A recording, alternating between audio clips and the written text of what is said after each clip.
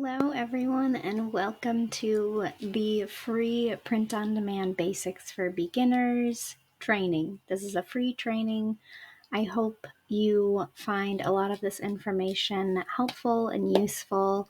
So before we get started, grab something to write with and to write on, a notebook, a pen, your laptop, open up a tab so you can take notes because we're going to be going over a lot of information today.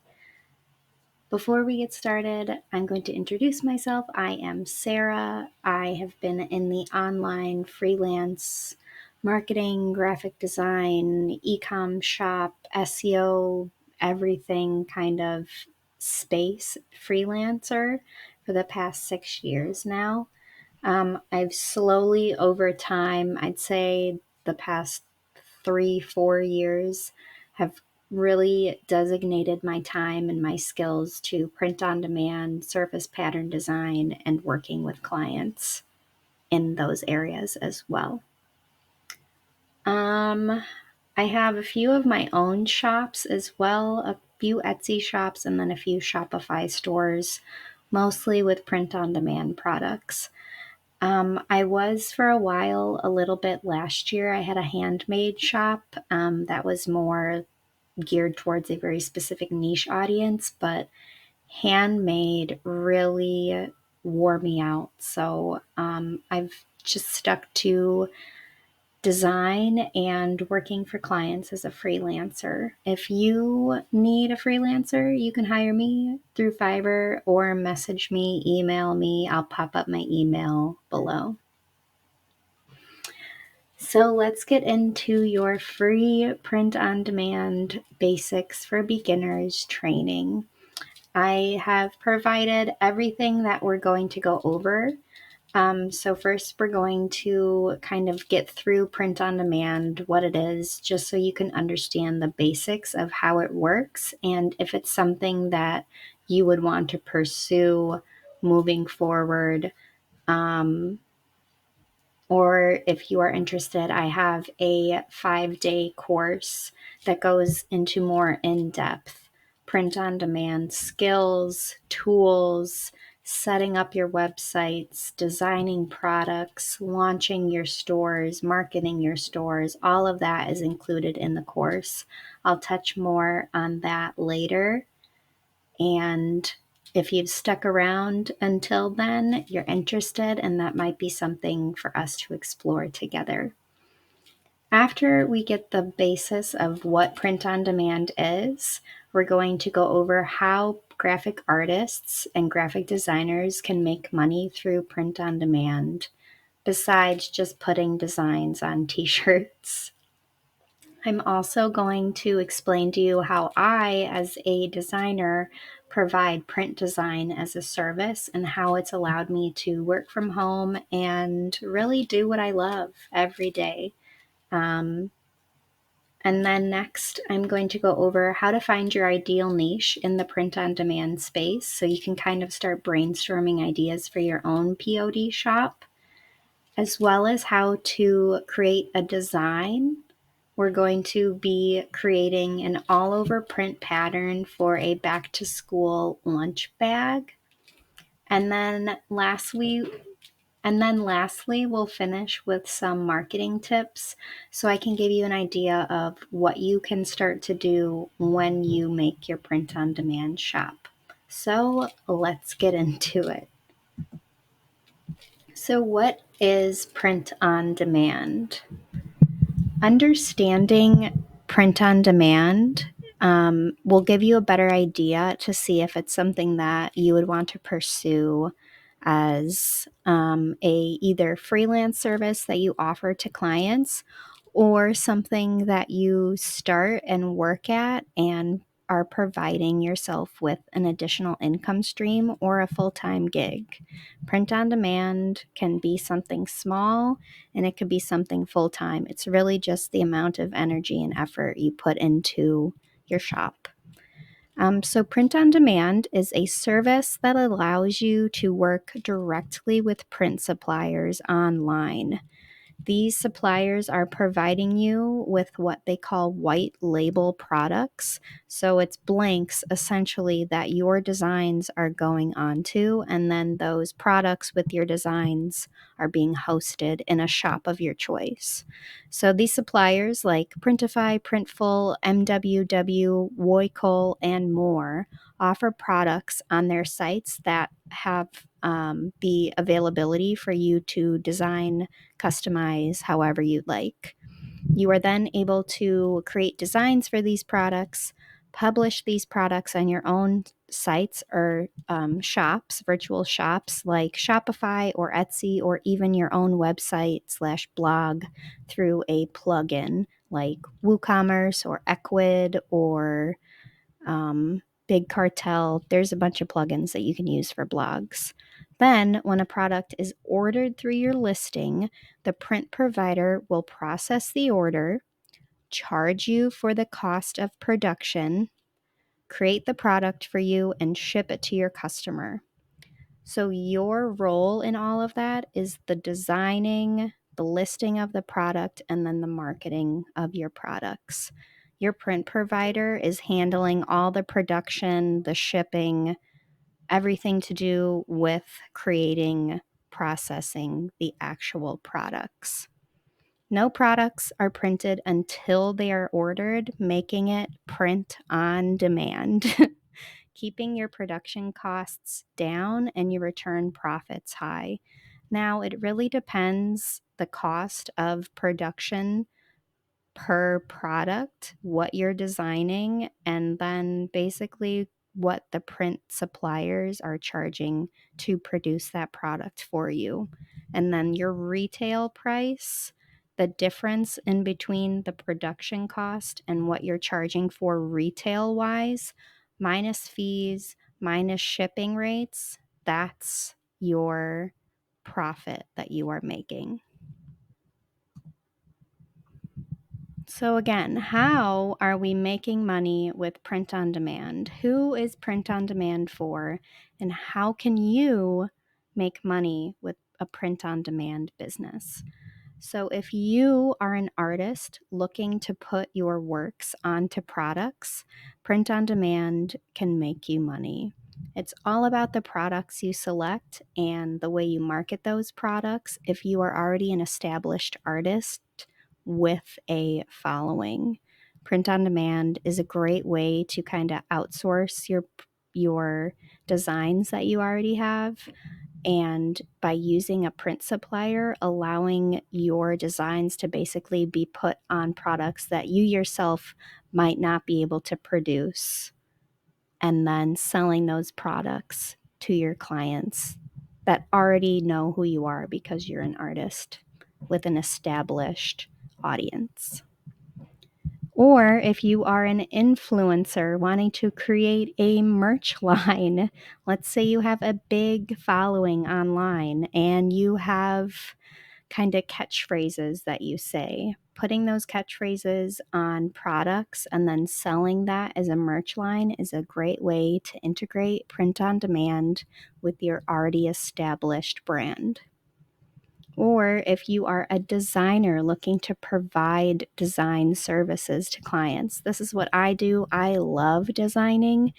I could come up with products and designs and business names and logos and stuff like that all day. So as a designer, for me, I flourish with creating the designs. And maybe that's something that you could see yourself doing as well.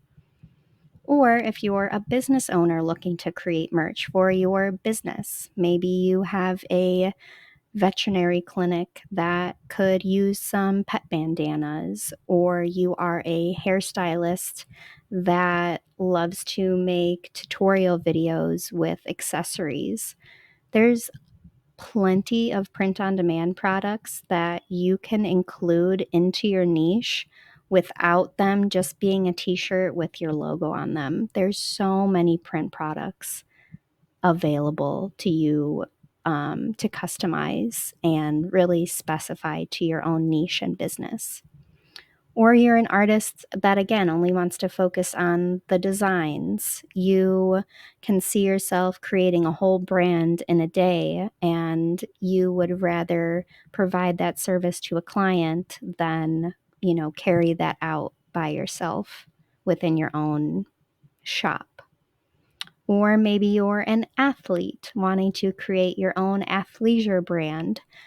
All over print really provides you, the designer, with so many options when it comes to creating products. Athleisure, like yoga pants or sportswear or like windbreaker jackets, all over print or surface pattern design. As a designer or an athlete or someone with an established brand, you really can create a whole line personalized to your brand with print products. Or maybe you're a mom looking to design your own line of baby products. Maybe you want to design baby or nursery items that are more gender neutral, or maybe more gothic or spooky, or something that you haven't seen that's different, that connects with who you are as a mom or a creative. And lastly, maybe you're a traveler looking to design travel accessories like luggage cases or suitcase covers or passports. Literally, there are so many print products for you to customize to fit your niche and to fit your audience's needs. How, as a graphic artist, can you make money with print on demand? Number one, you can do that through brand products. These are your own style products that your audience knows and loves you for. So if you are a illustrator or a designer or a graphic artist of some kind, it's taking your well-loved images and putting those images onto products that your audience is going to fall in love with. Maybe that's designing woven blankets or journals or headbands or scrunchies. There's so many print products for you as a designer can put your designs onto and create your own brand focused on your designs. Next, as a graphic artist, you can make money by creating client designs. So you're offering your design services to clients to design print products for them. This is what I do. I love it.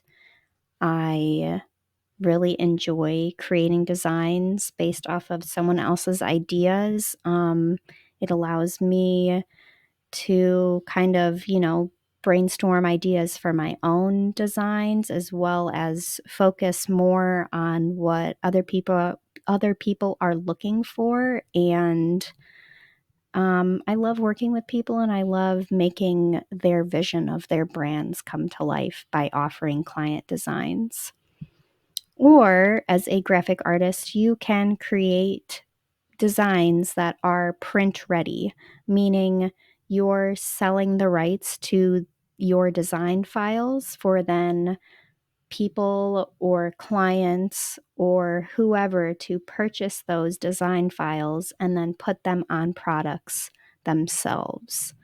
I also offer this as a service. This kind of allows me as an artist to design stuff with my own kind of flair and style to it without any of those client restrictions.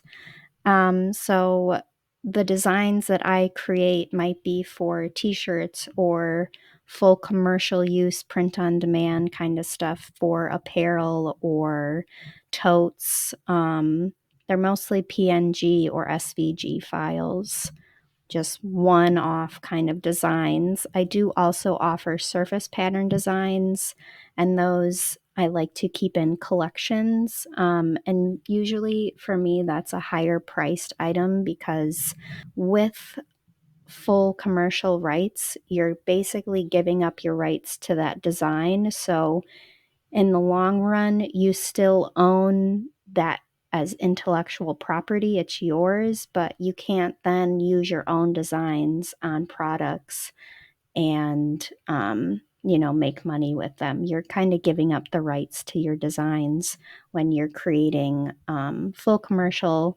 licensed print ready files for clients or people on the internet to purchase and put on print products themselves. Before I even start designing, I like to focus on researching my niche or my ideal audience that I have in mind for a shop or for a client shop. This is so important because to be successful, to be truly successful with print on demand, you need to put what you like on the back burner, because creating a print on demand shop is not always about you and what you like. You need to research your niche, and that niche can be something that you enjoy, but the designs are not for you, they're for your audience. So researching your niche and really looking into what your audience is looking for and designing for them, that's going to get you making money and get your products sold. So finding an evergreen niche, like something that's top trending and popular. Evergreen is essentially something that's always going to be popular, something that's always going to be searchable, because everyone in some way experiences this in their life or in someone that they know. So finding a niche that is evergreen is, I would say, a key component to having a successful print on demand shop. But you can find a niche and then niche down within that niche and have a very successful print on demand shop. Some popular trendy niches in those evergreen categories would be beauty, music, sports, social media trends, like maybe songs that you hear or dances or other trendy things that you see pop up on social media. Religion, relationships, pets, babies, holidays, birthdays. There's a lot. And then within those niches, you can really niche down and find your specific target ideal audience and make your products based off of your ideal audience's needs and wants. When I'm looking for an audience who I'm going to be designing for, I kind of come up with a mental checklist, or sometimes I'll even write it down, who I want to be finding my products. Who am I really designing these products for? What are my audience's qualifications in order for them to be an ideal client for my products? So, who is your shop for? Who are you designing for? What are their likes, their dislikes, their problems that they need solving? Your kind of pain focused or problem focused products, you are providing a solution for your audience with your products. If you can design with that mindset, you will make money. How are your products essentially going to connect with your ideal audience? And lastly, like I said, you want to be creating problem-solving products. What products best connect with your niche?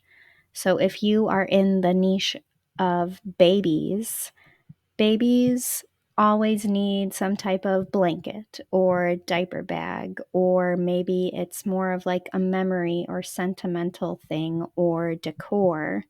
There's so many items that are more than just bodysuits or t-shirts for babies that are actually needed within that niche.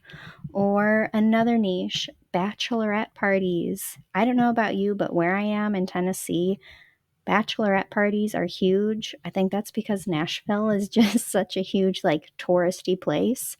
But all the time on the weekends, people are going out, having fun, having parties, bachelorette parties. There's so many products you can create, like drink koozies or matching PJs for your girls or makeup bags. Like, if you've seen those oh shit kits where it's like, there's Advil inside or like a little shot bottle or like personalized things. Selling items that you can personalize in your shop are always really great sellers. And lastly, another evergreen niche is pets. Pets is huge. If you can niche down within that pets category and make it more for something that you might like to design for, it's going to sell. Pets is a huge category and niche, like pet beds or collars and bandanas or food and water bowls. If you can find even more niche down items for pets that might be a little bit more exotic or rare, those are going to be really hot, searchable niche products and shops. So here is my checklist that I go through when I am looking for my ideal audience. This is a mental checklist of audience qualities I look for when thinking of potential print-on-demand products and shops. So when I am brainstorming for myself or for a client, we go over this checklist of 6 kind of qualities that we want our audience to have. And then from there, we're able to narrow down our niche products as well as designs. So, first, we look for a specific interest and hobby that we want our niche to have.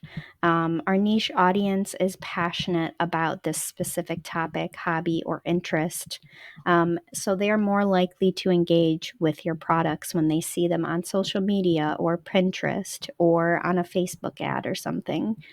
You can go out and actively search for these communities and discuss and share your designs with that niche, whether that be joining a Facebook group or Pinterest or wearing your stuff out in public to or around an audience that you know is going to give you good feedback because you are identifying with their ideals and their likes and their hobbies. Um, Selling with passion can definitely lead to higher conversion rates and more meaningful interactions. Meaning, if you too are also a part of this niche and you connect through story or similar qualities, that's only going to help your products sell more because you can connect with your audience on more than just a yes, like the same thing kind of deal. Next would be you really need to define your demographics. So, defining your demographics within your audience niche, it's going to help you create those tailored products and marketing strategies way more effectively.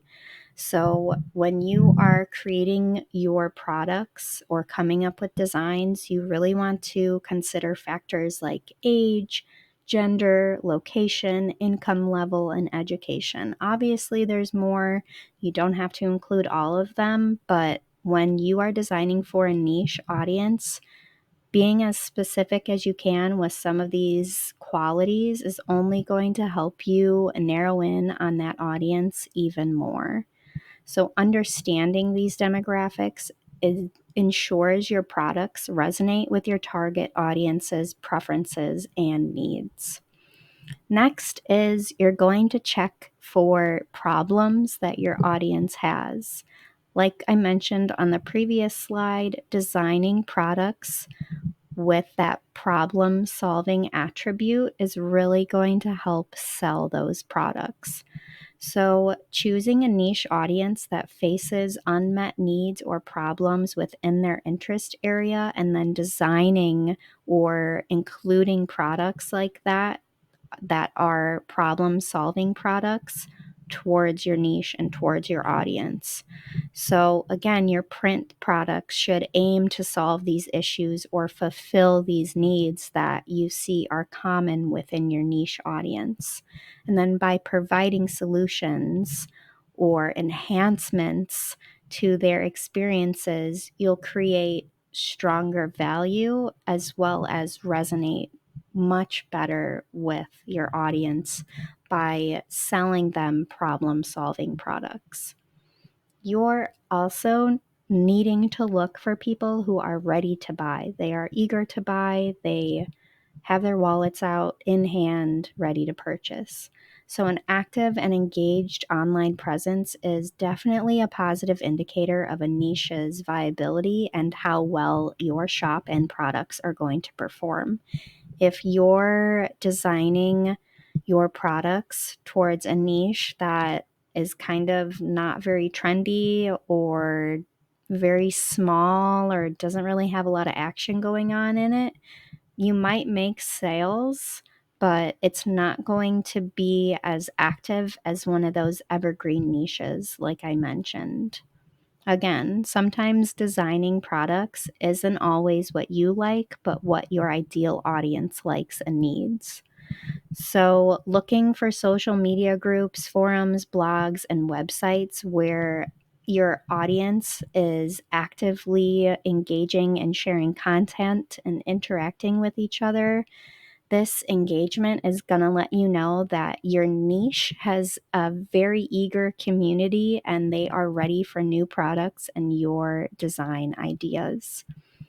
Next, I always like to include products or search for an audience that is trendy, that is on trend, that is kind of current with what is going on because it's going to be searchable and it's going to experience growth rather than decline.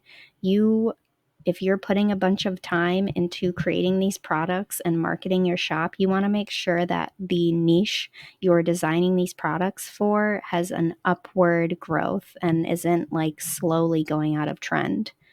Trends can evolve rapidly, so keep that in mind. But designing with those evergreen niches in mind, like babies or pets or bachelorette parties, that stuff is always going to be around. So, designing with that niche or that idea of an evergreen niche, you're always going to be on trend. Choosing a niche on the rise and something that's trendy is going to only increase your chances of long-term success. So going through and researching the kind of trendiness of your niche or market analysis through Pinterest or social media, seeing how you can kind of gauge the trajectory of your shop is only going to help you kind of plan for the future or before you even get started with designs. You don't want to put a bunch of time into a shop trend that really isn't going to be around for a long time. And lastly, I always kind of like to include the potential for growth. So, again, mentioning on trends, you want to make sure that whatever niche you are designing for has only a potential for growing and becoming more interesting to your audience and to yourself, really. So, you want to definitely consider the spending capacity of your niche audience. Are they willing to invest in products related to their passion or interests or hobby? How well can you sell that problem solving product? So you really want to kind of gauge and check whether your niche supports a business model that you can go and research those products, and then the products will only perform really well for your niche.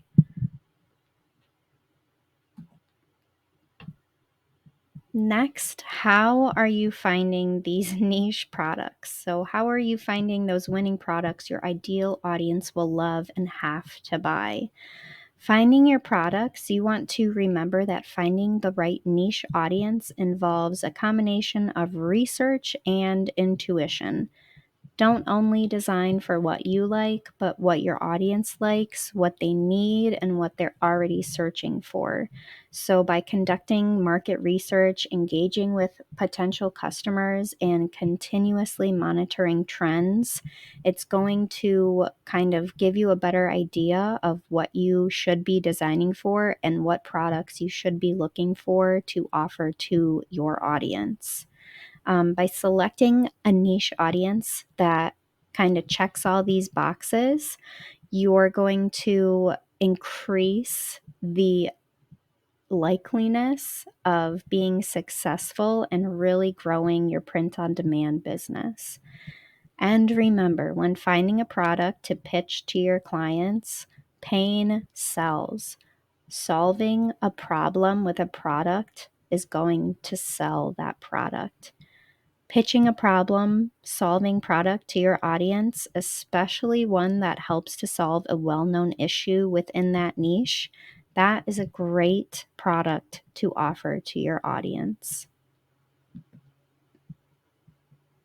So this is how I like to kind of start my design process when I have found that niche, found that pain problem solving product. This is how I start to create a design. So, first, I like to brainstorm ideas by conducting market research. I'm seeing what my audience is already looking for, what trends are currently popular, what's going on in the social media world, what's going on in the pop culture world, trying to find stuff that's going to relate with not only my audience, but trends as well, and see what my audience is already searching for by either doing Google searches or Pinterest searches or TikTok searches. I want to not make my life harder and come up with a brand new concept, but kind of look at what people are already searching for and then base my ideas off of that.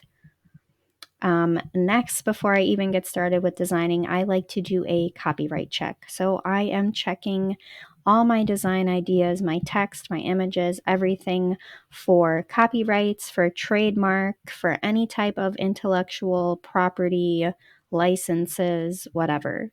It keeps you and your designs safe and it keeps your business up and running. There's nothing worse than a copycat.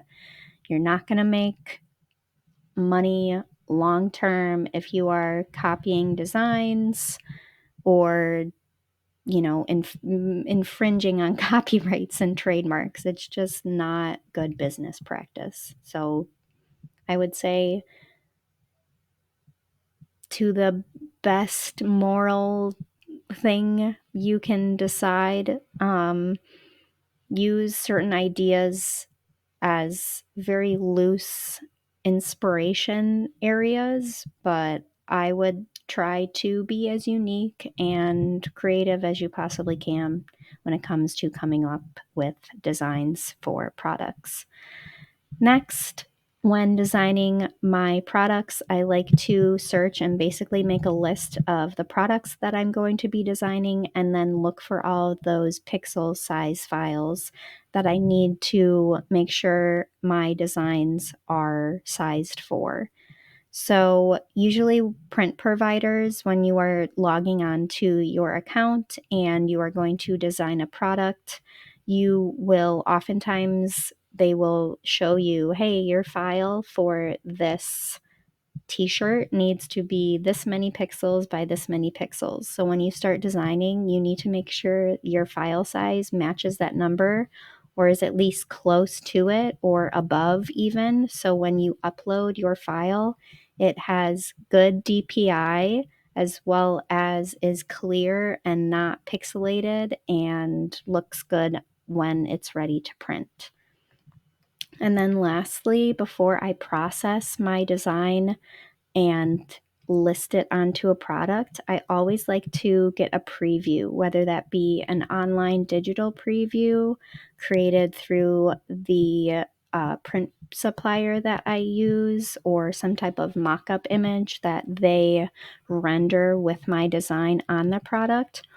Or you can also do this by ordering samples from your print supplier. That way you're able to see what the colors look like, what the product feels like, the quality, the shipping time, everything as if you're the customer. You want to potentially be putting stuff in your store that you know your customer is going to be excited about and feel like they, got their money's worth.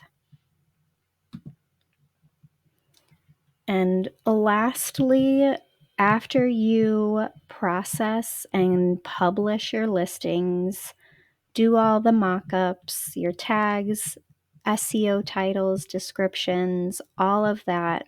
How are you marketing your products? Because how you're advertising your products or your brands or your services, that's going to get you found by the right audience. I generally love to use Pinterest and social media. Google Trends is okay. I'm really a fan of using Pinterest to search for not only inspiration, but see what my ideal audience is looking for and really gauge on those product winners, essentially. So pins are evergreen. So when you are creating a pin for your product, it's like planting little seeds. So over time, those seeds are going to generate more views. They're going to grow in interest. And based off of the pins that you're pinning on Pinterest, you're able to kind of see which ones are performing and then create more pins based off of those high performing pins. So you're with a Pinterest business account, you're able to view those analytics and audience details a little bit more to better market your pins in the long run. Another great form of marketing your own products is through video. Social media, short form videos sell. Making a kind of like user generated content video showing off your products, showing how they're used, maybe, giving some details within your video, just really showcasing your product in video form on platforms like TikTok or Facebook Reels or Instagram Reels or YouTube Shorts. You are able to reach a larger audience much more organically than you would if you were paying for ads, because through those social media platforms, you're able to see what people are searching for, or you're able to show up on the For You page or to a wider audience based off of trending music, trending hashtags, and then really just honing in on your SEO titles and descriptions on those videos. And lastly, marketing by word of mouth or through samples of your product.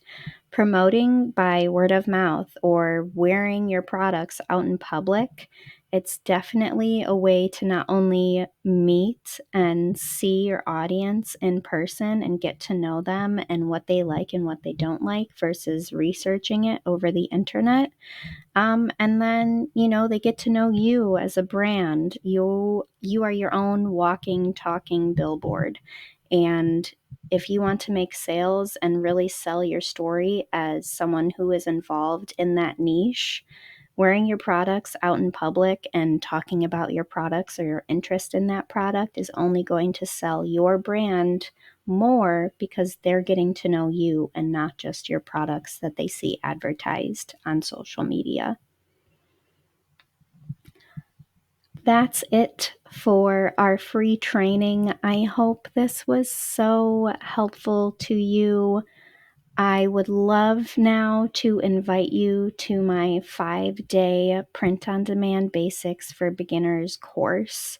This course, I've been working really hard on, and I am putting my heart and my soul into this because I genuinely just want to help others. And for me, being able to work from home and have the freedoms that I do by being a freelance designer, it's opened so many new opportunities for me. I just would love to share that with you as a creative, as a designer, as someone looking for another way to make money online, because you can make money with print on demand.